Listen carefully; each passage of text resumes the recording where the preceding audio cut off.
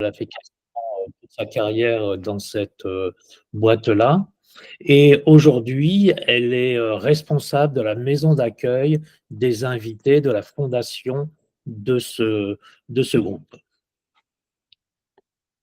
Hop et ça marche pas, OK. Elle est très appréciée par les gens avec qui elle travaille et dans sa carrière, elle a été, très, très appréciée par, en règle générale, par tous les gens avec qui toutes les équipes, avec lesquelles elle a travaillé. Elle est très dans la relation, heu et elle a une bonne connaissance du coup aussi de l'entreprise, des différentes directions, et cetera. Mais bon, c'est pas une experte. Elle avait travaillé plutôt dans les formations, les ressources humaines dans ses derniers postes, donc c'est pas vraiment, elle ne se considère pas et c'est ce qu'elle se dit à elle-même, hein: «Je suis pas une experte du management, d'un site» et il y a, en cette, journée, ce qu'elle aperçoit, ce qui la chagrine, là, ce qui l'embête, c'est qu'elle se dit: «Oh là là, je suis en train de procrastiner face à une situation qui est difficile, pour moi». La situation dans lequel, elle est, le DG du groupe lui a demandé d'installer une nouvelle salle de réunion avec tous les équipements modernes de visioconférence, caméras, écrans et cetera. Parce que ce qu'ils ont aujourd'hui dans cette, maison, d'accueil, c'est un peu vieillot. Donc elle reçoit cette demande-là, de son chef et enfin non, pas de son chef, du directeur général et pour faire ceci, elle a besoin, d'un technicien expert vidéo, expert, de l'informatique qui appartient aux services généraux, de cette fondation et bah, ça marche pas trop entre eux. Il y a des désaccords techniques et il y a des désaccords sur la manière de communiquer, entre eux. Heu, Ils n'arrivent pas à s'accorder. Elle, elle se dit que ce gars-là, il a un but de lui-même, il fait ce qu'il veut, quand il veut, sans prêter attention, à elle.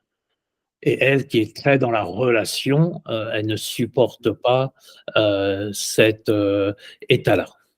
Et donc du coup, à force de reculer, d'aller le voir, d'avoir peur d'être face à lui, bah, il y a des, blocages émotionnels, et elle se dit: «J'aimerais vraiment avoir le courage de m'imposer».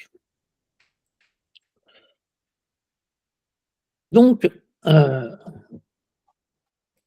et ben, elle dort là-dessus et figurez-vous que pendant cette nuit-là, qu'est-ce qui se passe? Il y a Merlin l'Enchanteur qui passe et qui va transformer notre Isabelle en une systémicienne. Ou alors elle est passée, chez, Christophe et Marc, on sait pas trop. Heu et Ça donc prend un peu plus que la nuit dans ce cas-là, hein. oui, mais donc, qu'est-ce que ça change, pour elle tout d'un coup, de voir ça? Eh ben, elle se dit: «Bah, je vais aller vraiment explorer, qu'est-ce qui se passe déjà en moi? C'est quoi, ce qui me touche? C'est quoi ce qui se passe?» Donc, elle commence à essayer de factualiser ceci. Donc, elle se revoit face à lui et elle note bien ce que je dis, ce qu'il répond. Hein, les verbatims dont on parlait, tout à l'heure. Donc elle se remémore du plus factuel possible, du plus spécifique possible, ce qu'elle a vu, ce qu'elle a entendu lors des dernières, réunions avec lui. Et puis elle note bien toutes les émotions. Toutes les émotions qui l'ont traversée, les surprises face à ses réactions, le fait qu'elle a été choquée par ses réponses, hein, la respiration coupée. Elle note bien le ton, le paraverbal, le non-verbal qu'il a employé et comment ça a pu la mettre en difficulté, surprise, choquée, colère, derrière. Et elle note bien sur son petit calepin que du coup, les tensions qu'elle avait dans son corps le fait qu'en termes d'action, de comportement, ça l'a complètement bloqué. Et du coup, ce blocage, ben, ça a des impacts sur la relation. On peut dire sur, du coup, maintenant, l'absence de relation, le fait que la communication ait été coupée entre eux. Donc ça, là, elle a pris de la distance par rapport à elle-même, hein, elle s'est regardée dans la situation entre elle et ce jeune, technicien. Et au fur et à mesure de ça, bah, elle se dit: «OK, donc moi, c'est quoi mes leçons? Qu'est-ce que je me suis fait comme croyance?» Donc elle se rend compte qu'elle est dans l'anticipation, que de toute manière, cela va mal se passer, ce qu'elle a appris de son passé. Puis elle écrit tout ce qu'elle se raconte sur lui, tous les jugements. Il est chien fou, il est imbu de lui-même, il n'écoute pas. D'accord? Donc elle met sur le papier en sachant du coup que ça, c'est des jugements qu'elle est en train de poser sur, cette personne-là et sur leur relation. Et puis elle note, bah, mais pourtant moi, ce qui me gêne, c'est que je dois aller le voir pour faire avancer ce projet, mais j'ai peur du conflit. J'ai peur de rentrer dans le conflit, j'ai peur de rentrer avec lui. Et puis vraiment, il devrait être différent, hein, ça se passerait tellement bien. Ça aussi, c'est les croyances, les jugements qu'elle écrit sur son petit calepin quand elle analyse son propre système subjectif dans la situation. Donc blocage, peur, confusion, jugement, elle fait ressortir ça. Et déjà, ça, à ce moment-là, elle commence déjà, son émotion commence à baisser petit à petit. Donc à ce stade, elle est traversée par une tension et elle commence à mettre ces mots-là: «Je choisis, inconsciemment ou consciemment, de ne pas être en relation avec lui, pourtant je dois faire avancer le projet». Et l'intention à ce moment-là qu'elle a, c'est avoir le courage pour m'imposer, avoir le courage de m'imposer pour le convaincre. Et comme elle est formée maintenant, à la systémique, elle se dit: «Oh là là, cette intention-là, est-ce que c'est une vraie intention? Ou est-ce que ça ne serait pas une tentative de solution que je suis en train de vivre?» Donc l'étude de son propre système subjectif lui permet de factualiser les choses, de faire baisser son émotion et de commencer quand même à mettre quelques éléments de doute par rapport à sa position. Le deuxième point sur lequel Merlin a joué, c'est que maintenant, je vois des systèmes partout. Et donc, qu'est-ce que je vais faire? Ben, je vais aller élargir la situation. C'est pas forcément, je ne sais pas encore, mais je vais explorer, hein, j'élargis et j'explore. Est-ce vraiment que quelque chose entre lui et moi ou c'est quoi le contexte dans lequel c'est? Est-ce qu'on est les 2 seuls partenaires du problème, de la situation bloquée? Et c'est ce qu'on appelle donc le deuxième morceau du carré, c'est on va élargir le système au contexte, on va élargir le système en incluant tous les acteurs qui peuvent être impliqués dedans. Et regarder c'est quoi les contraintes, les réactions entre tous ces éléments du système. Donc pour elle, donc, la première contrainte, ben, il y a une demande de la direction générale. C'est une première contrainte qu'il y a. Et le DG, le groupe, trouve que la solution telle qu'elle est dans la pièce, et cetera, c'est pas efficace. Donc, le DG, le groupe, bah, dit à Isabelle: «Tu es responsable de mener à bien ce projet». Ensuite, deuxième personnage qu'il y a, bah, c'est cet expert vidéo. Cet expert vidéo, IT, et cetera, ce jeune loup, et lui, bah, ce qu'elle se dit, en fin de compte, lui, il veut montrer que c'est lui l'expert, quoi. C'est lui qui détient les solutions, techniques, hein. C'est pas elle là, hein, Isabelle, mais c'est moi l'expert et il veut être reconnu comme ça. Au-dessus de cet expert vidéo, bah, il y a le responsable des services généraux qui appartient à une certaine direction. Donc elle, ce qu'elle fait, hein, c'est qu'elle prend sa feuille A4 et elle dessine tout ça. Donc le responsable des services généraux, puis il y a quand même mon manager quand même dans cette histoire-là. Mon manager, il va aussi avoir, un rôle. Et lui, mon manager, ce qui l'intéresse, bah, c'est qu'on réponde aux besoins du DG du groupe. C'est ça, lui, son intérêt, sa motivation derrière.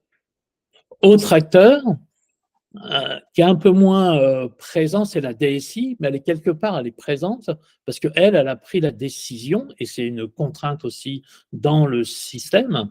C'est une contrainte pour moi, Isabelle, c'est que oh, le DG veut changer, bon, ben, à la fin de l'année, on décommissionne tout. Ouf. Donc l'ancien système va être, quoi qu'il arrive, modifié, changé par la DSI dans quelques semaines ou dans quelques mois. Et puis Isabelle a réfléchi, ah mais j'ai peut-être oublié quelqu'un dans ce système-là aussi, c'est le DG de la fondation. Le DG de la fondation, on va voir, il va être en interaction avec plusieurs personnes parce que le DG, ben moi je discute avec lui par exemple, et il discute lui aussi avec les services généraux et avec l'expert vidéo aussi. Puis lui, il a un peu des exigences, un peu de diva. Il va surenchérir un peu sur tout. Donc là, commence à se dessiner quelque chose pour Isabelle. Maintenant, on va vraiment rentrer à partir de ces éléments-là dans le système de communication qu'il y a entre tous ces personnages. Donc le système de communication, et on va aller chercher à le décrire le plus factuellement possible et à essayer de voir s'il y a des règles, quelles sont les règles explicites et quelles sont les règles implicites qu'il y a dans ce système de communication. Il y a ce qu'on peut voir en surface, puis il y a une structure un peu plus profonde de ce système de communication qu'il va falloir que moi, Isabelle, j'aille explorer.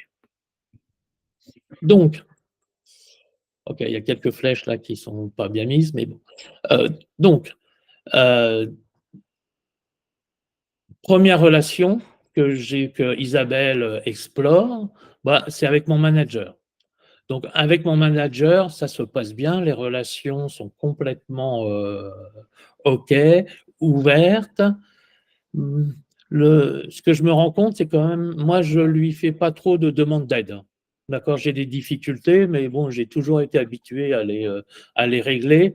Donc, je n'ai pas envie de trop embêter mon manager en lui demandant de l'aide ou en lui expliquant vraiment mon propre ressenti. Ensuite, il y a des relations entre mon manager et l'expert vidéo. Et en fin de compte, l'expert vidéo va donner beaucoup plus d'informations spontanément vers mon manager que vers moi. Situation telle qu'elle est, telle que je m'aperçois qu'elle est aujourd'hui. Et mon manager, bah, lui, il répond en toute bonne foi à mon expert vidéo, là, celui-là que j'arrive vraiment plus à supporter, et il ne le recadre pas dans la relation. C'est-à-dire, bah, voilà, ils apportent les informations, ils échangent entre eux. Ensuite, je m'aperçois qu'il y a un lien. Alors oui, alors moi je suis dans la truc, je vous ai expliqué ça, bah, moi je suis dans la philosophie, il faut le tenir, tout le jugement que j'ai. J'essaye moi de revenir vers mon expert vidéo avant de couper le contact avec lui, puis je m'aperçois, d'ailleurs, il ne nous donne même pas les mêmes informations à moi qu'à mon chef, qu'à mon manager. Donc, il joue l'expert vidéo sur plusieurs jeux, sur plusieurs niveaux, sur plusieurs tableaux. Le responsable du service généraux, donc qui est le hiérarchique, hein, le N+1 de l'expert, lui, bon, il n'a pas de vraie attente, hein, il n'a pas vraiment de choses, d'enjeux pour lui. Il a juste intérêt à ce que ça se passe bien, que ça ne fasse pas de vagues, mais bon, il n'est pas vraiment impliqué dans ce projet-là. Donc, j'ai des bonnes relations, plutôt soft avec lui, mais je suis obligé de le relancer fréquemment quand je veux discuter de ce sujet-là avec lui. Et lui, les réponses que j'obtiens de lui, c'est plutôt, bah, voilà, oui, oui, oui, ok, bon, oui, on en discutera, oui, oui, ne t'inquiète pas, etc. Autre relation qu'il y a, le DG de la fondation va faire des demandes isolées vers l'expert vidéo. Donc le DG de la fondation se sent aussi investi d'une certaine mission. Et lui, avec ses exigences, avec sa manière de voir les choses, il fait directement des demandes vers mon expert vidéo, qui lui, bah, du coup, se sent bien, lui qui veut montrer que c'est lui l'expert, etc. Euh, ça lui plaît, cette communication directe, hein, avec le DG de la fondation. Et donc, je continue mon exploration du système tel que je le perçois aujourd'hui. Et puis, je m'interroge. La relation entre le DG Group et le DG Fondation, est-ce qu'ils sont vraiment d'accord avec eux? Parce que j'entends, moi, des choses un peu différentes de l'un et l'autre. Donc, je ne sais pas vraiment s'ils sont vraiment d'accord sur le besoin, sur ce qu'il faudrait faire. J'ai du flou là-dessus. Donc, je ne sais pas trop ce que le DG Fondation raconte à l'expert vidéo, si ça correspond à ce que veut le DG Group ou pas. Bon, là, j'ai des points d'interrogation. Peut-être qu'il faudra que j'aille explorer ça un peu plus tard. Et je sais aussi, j'ai aussi appris que le DG du groupe a des relations directes. Ça lui arrive de croiser l'expert vidéo, parce que l'expert vidéo, de temps en temps, me clame, de toute manière, moi, le DG m'a dit, je lui ai parlé de ceci et de ceci. Donc, il y a aussi une communication directe du DG vers l'expert vidéo. Visiblement, ils échangent des choses. Je ne sais pas trop quoi exactement, mais tout ce que je sais, c'est qu'il y a des échanges. Il y a eu des échanges entre eux sur ce sujet-là. Donc, vous voyez que la situation, en fin de compte, elle est un peu plus complexe avec toute une série d'interactions avec les personnes. Et puis, il y a pas mal de personnes qui parlent avec mon expert, dont des DG, dont des responsables, etc. Mon DG du groupe, lui, quand je le croise, et généralement, quand il revient d'une réunion à l'extérieur, ce qu'il dit: «Ah ben là, j'ai été dans tel endroit et cetera et moi je veux comme eux, hein, je veux une table carrée avec, une caméra, qui suit tout». Et puis il va au conseil d'administration, à Paris et puis il revient en disant: «Bah moi, je veux vraiment une table ovale avec plusieurs caméras, pour être sûr, de tout faire bien et cetera».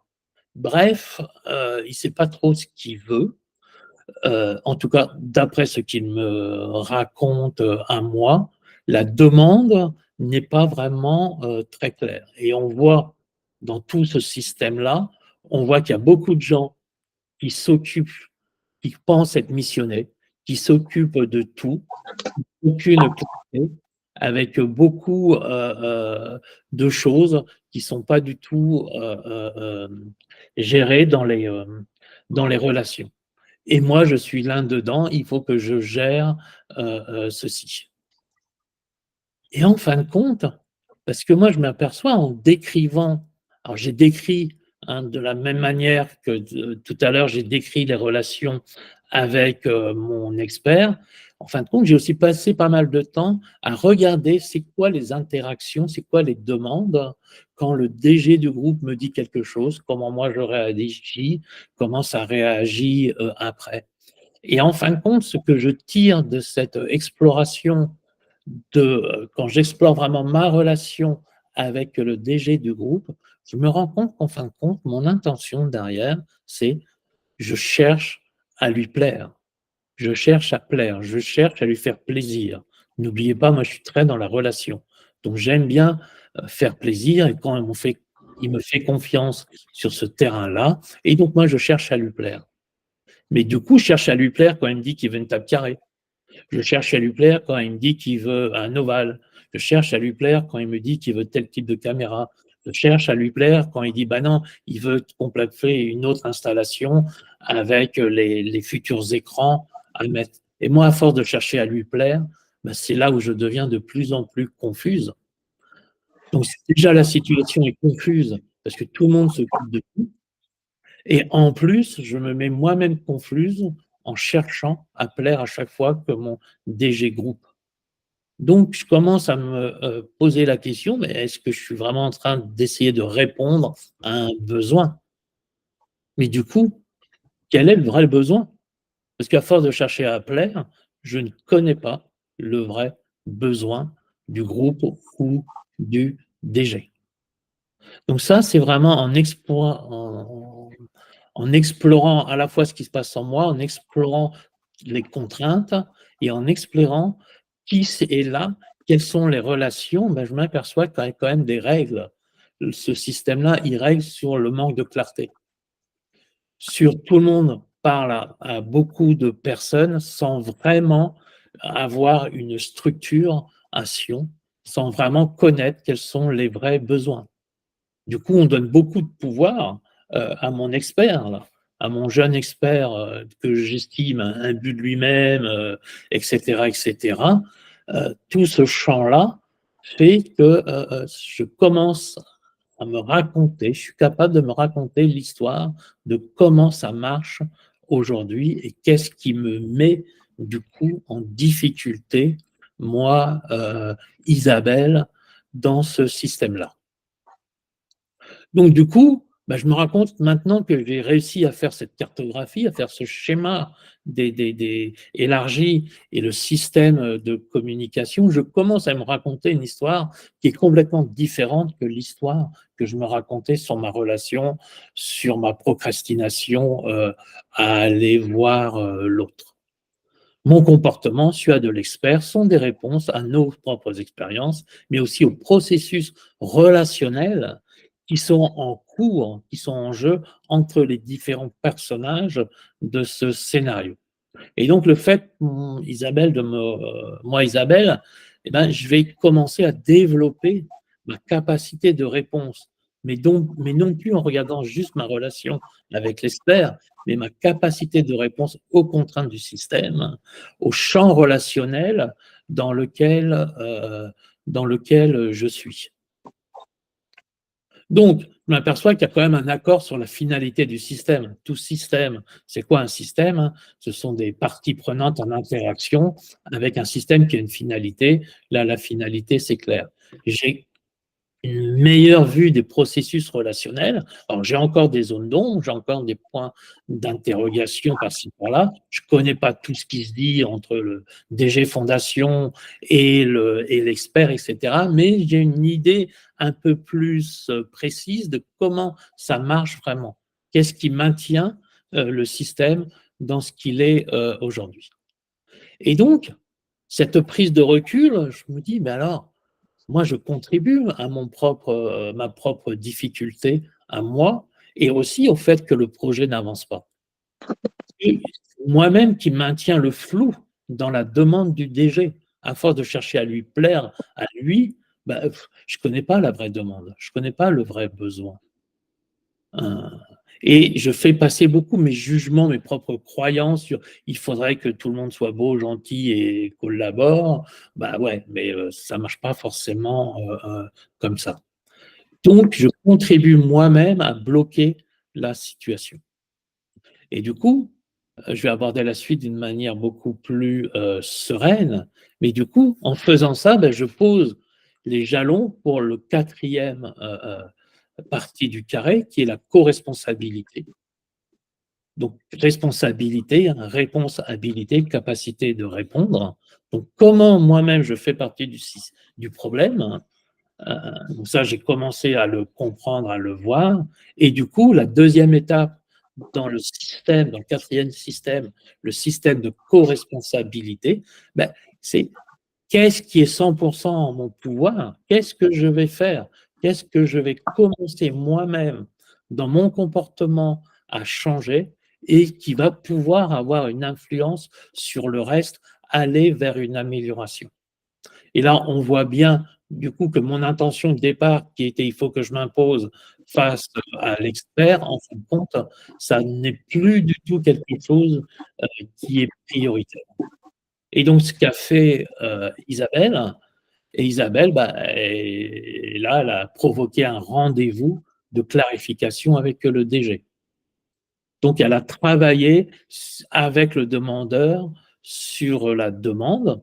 Et là, bah, ça a été, plutôt que de laisser le DG partir dans tous les sens en fonction de ce qu'il voit ailleurs, c'est, euh, elle lui a proposé, elle a pris l'initiative de lui proposer une description des fonctionnalités attendues qui a été validée avec le DG. Et à partir de là, bon, le DG a répété que c'était bien son rôle de gérer le projet par rapport à tous ces gens qui gravitent autour. Et là, bah, c'est à partir, on est vraiment parti de l'analyse du besoin et après, elle a pu dérouler le projet à partir de cette analyse de besoin qui était beaucoup plus claire. Donc, il y a eu la clarté sur le besoin, la clarté sur la liaison entre elle et le commanditaire, entre elle et le demandeur, et la clarté dans son rôle qui était vraiment d'être le chef, la chef du projet. Et du coup, pour la petite histoire, hein, Isabelle donc a géré son projet. Dans ses rendez-vous avec l'expert, bon, c'était clair qu'il ne faisait pas ce qu'il fallait qu'il fasse à l'intérieur du projet. Il s'est mis à bouder. Là, c'est lui qui s'est mis à bouder. Et là, les langues se sont déliées autour de lui parce que beaucoup de personnes avaient les mêmes constats de la difficulté d'être en relation euh, avec, euh, avec lui. Donc, ceci, hein, ça vous montre du coup l'utilisation de la démarche. Alors là, c'est expliqué d'une manière linéarisée, bien entendu. Les quatre parties sont toujours eux-mêmes en interaction, mais il y a déjà la prise de conscience de son système subjectif et comment il évolue, comment les tensions et les intentions et la clarté sur les intentions évoluent au cours de cette exploration. Le système élargi au contexte, aux différents acteurs. Donc les acteurs, c'est qui participe au blocage, qui pourrait participer à l'amélioration des situations apportées, qui peut apporter des nouvelles ressources à l'intérieur. Et en explorant le contexte, le système élargi, on va explorer, passer du temps à regarder le système de communication. Qu'est-ce qui se passe entre les personnes? Et on va rechercher la structure profonde, c'est-à-dire c'est quoi tous les implicites qu'il y a, toutes les zones de flou qu'il peut y avoir dans la communication, dans l'organisation, etc. Et on va regarder les intentions de chacune des personnes, etc. Pour ensuite arriver au quatrième système, qui est ce système de co-responsabilité.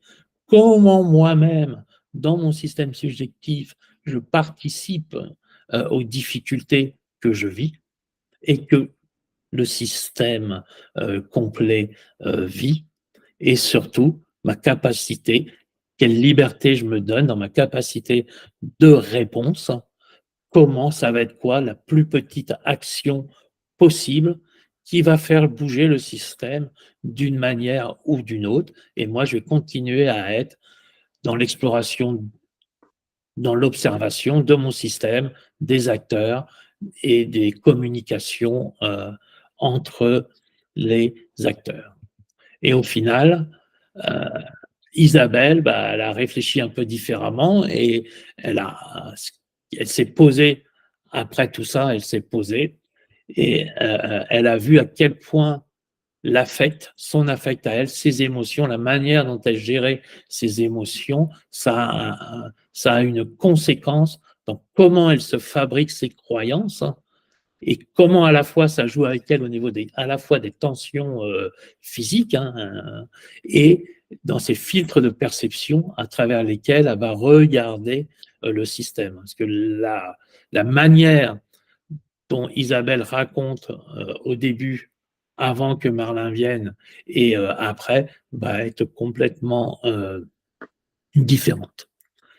On voit aussi à travers cet exemple, et ça, Isabelle a aussi noté, comment le lien avec le demandeur, comment la relation avec le demandeur et la relation avec la demande est très important dans la compréhension de ce qui se passe. Et ça, je pense que comment dire, Christophe pourra témoigner la même chose, hein, dans les cas qu'on accompagne en coaching dans les entreprises. Souvent, le lien avec la demande, le demandeur, la relation, il y a souvent là tout un potentiel pour aller faire évoluer le système. Le travail sur ses intentions et à quel niveau tout cela ça joue. Et surtout, elle s'est aperçue que de se forcer à prendre le temps de décrire les éléments qu'elle a en sa possession, même si elle ne connaît pas tout ce qui se passe dans les relations avec les autres, et comment je peux donner ou redonner du sens à ce qui se passe, à quel point c'est important. Donc voilà, donc les explications sur le carré magique systémique, élargir, explorer. Est-ce que vous avez des questions par rapport à ça? Merci Merlin.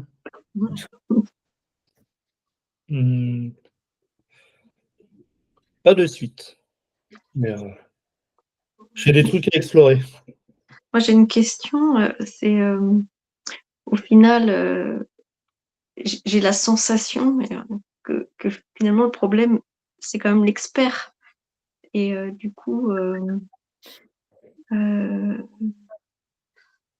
est-ce qu'il n'y a pas une forme de je ne sais pas comment exprimer ça. Est-ce que au final, la cause, justement, il n'y a pas une histoire de cause et qui, j'ai l'impression que dans la systémique, on ne cherche pas de cause, mais en fin de compte, si ça se passait mal, c'est quand même avec la problématique de l'expert, même s'il y avait cette notion de demande qui n'était pas claire et qui n'était pas bien formulée, que ce qui apparaît, c'est que la cause venait de l'expert, que la problématique venait de l'expert. Ouais, je suis pas d'accord avec toi. Moi, je dirais qu'il faisait partie du problème. Comme bon, c'est peut-être je suis peut-être un peu biaisé parce que j'ai toujours tendance à penser que quand il y a un message qui passe mal, c'est soit le message, soit le messager, soit le récepteur, mais jamais un des trois, tout seul. C'est mon ensemble lié. Donc, en fait, ce qui me fait dire ça, c'est plus la façon dont c'est rapporté à la fin, où on dit finalement les langues se délient et tout le monde trouve qu'à chaque fois qu'il y avait des problèmes, c'est l'expert qui était en cause, quoi. Donc du coup, j'ai l'impression, moi je dis pas que c'est l'expert la cause, mais j'ai l'impression que la conclusion, c'est que la problématique, même si elle est plus large et qu'il y avait quand même cette histoire de demande et que c'est ce qui l'exploration a permis d'arriver à ça, mais que au final, voilà, moi c'est juste un peu comme ça qui me dérange et je ne sais pas comment l'exprimer. Je crois que c'est Marc, il a peut-être pas pris la licence Disney jusqu'au bout. Et si c'est une fois en disant ils vécurent heureux et ont beaucoup d'interactions de qualité après, ça te va mieux. Alors, je ne pense pas, c'est un cas réel hein, que je vous ai donné. Alors pas, bon, c'est un cas de coaching. Là, j'ai enlevé le côté coaching. Hein, je me suis mis à la place d'Isabelle. Bon, je ne pense pas qu'ils aient fait des enfants après.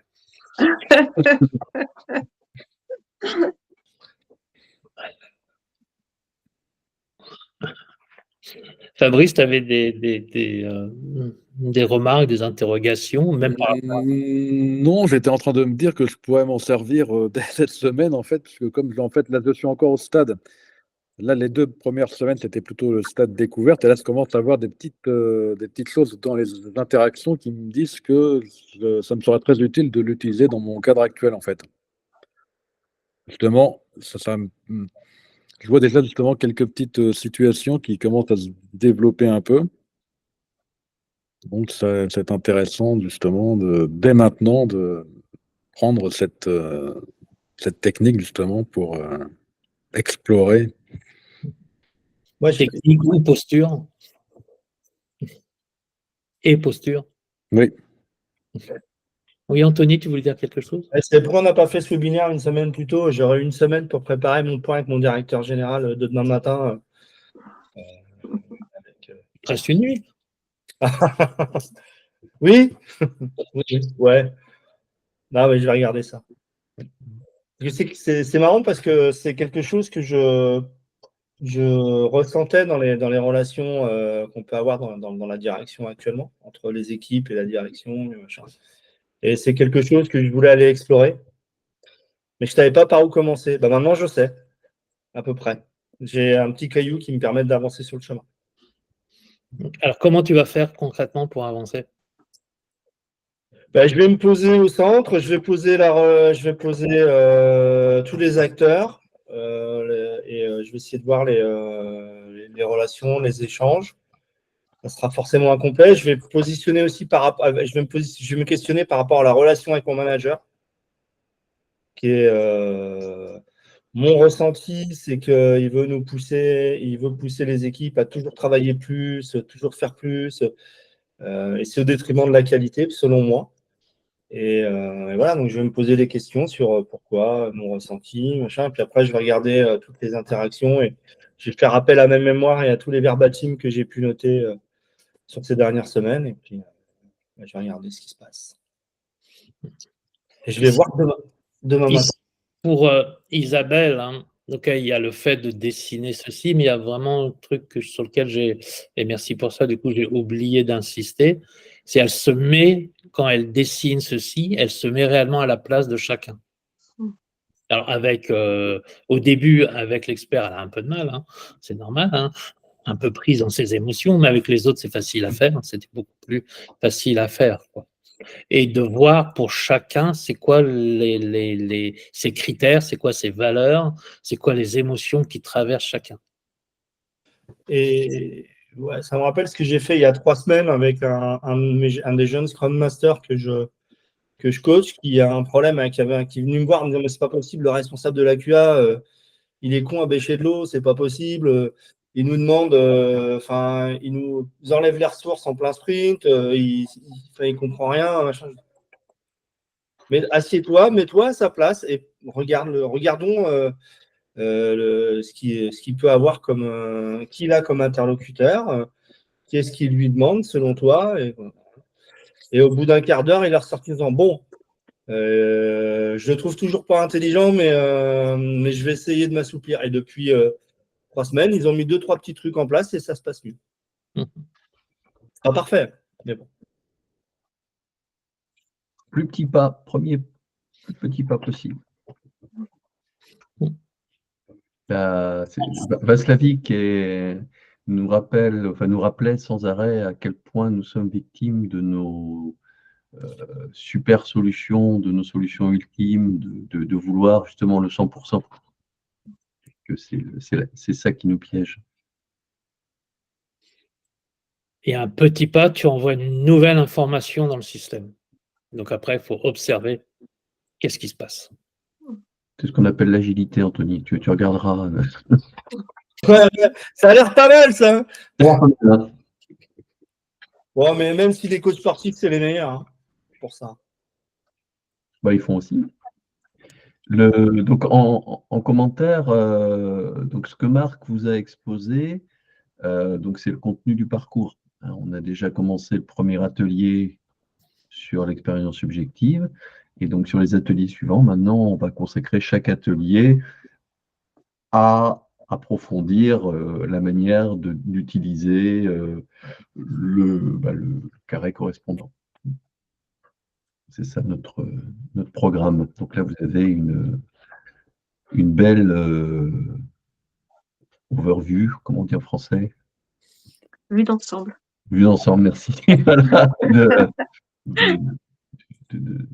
ce qu'on vous propose dans le parcours. C'est automatique parce qu'il n'y a pas longtemps, j'avais mis overview et je me dis, mais il faut que je le mette en français. La traduction. Donc, par rapport à ta remarque de tout à l'heure, hein,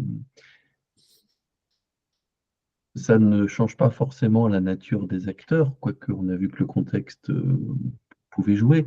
Mais ce qui se serait peut-être passé si Isabelle n'avait pas rencontré Merlin, c'est que elle se serait obstinée, hein, il faut utiliser ce mot-là, dans deux directions, c'est-à-dire d'une part, se focaliser sur sa procrastination à elle, donc sur le jugement qu'elle portait sur ce qu'elle faisait, et d'autre part, sur le jugement qu'elle portait sur l'autre, avec peut-être le fait d'arriver à un conflit ouvert entre les deux, hein, chacune rendant l'autre responsable du fait que ça ne correspondait pas, le fait du coup de remonter, arbitrer, DG, machin, et de provoquer un rappel à l'ordre de tout le monde, machin, et quelque chose qui n'aurait absolument pas fait avancer le projet. Alors que là, elle s'est recadrée sur ce qui était important, c'est-à-dire pas d'avoir raison sur l'autre, mais de faire avancer le projet. Et le fait que l'autre soit le maillon faible, bah voilà, c'est devenu une anecdote en fait dans la situation. C'est devenu secondaire. Elle en pense toujours la même chose, mais c'est plus vraiment une difficulté, quoi. Ouais, c'est-à-dire que si elle avait persisté dans son système de pensée précédent, peut-être que le résultat aurait été le même vis-à-vis de l'expert, mais le projet n'aurait pas abouti. C'est ça. Ouais. Donc on aurait une pause sur toute la ligne, quoi. Et elle se serait, voilà. Il y a une guerre entre elle et l'expert. Voilà. Et elle se serait déconsidérée par rapport à sa propre hiérarchie. Là, ce qui n'est pas du tout le cas, parce qu'au contraire, elle s'est valorisée auprès de cette hiérarchie. Elle a occupé pleinement son rôle. Si on parle en termes de gestion de conflit, elle commençait à rentrer dans une guerre de position avec l'expert, et les intérêts, du coup, n'étaient plus du tout là, quoi. L'intérêt du projet, l'intérêt général n'était plus du tout là. Ni son intérêt à elle, puisque elle serait rentrée dans une tension physique énorme, hein, puisqu'elle était en plus en conflit avec ses valeurs d'être dans la relation. Donc en interne, déjà pour elle, ça l'aurait. Et elle était mal placée pour gagner, hein, vu le système des acteurs. Ouais. Et c'est ce qui est. On a vraiment dessiné ça, s'est rendu compte qu'en fin de compte, l'expert, il parlait avec plein de gens, quoi. Donc, à la limite, l'expert, il n'en avait rien à faire d'Isabelle, quoi. Et j'en ai rien à faire de toi, Isabelle. Moi, je parle avec tout le monde. Je parle avec le DG de la fondation. Alors, viens pas m'embêter, toi.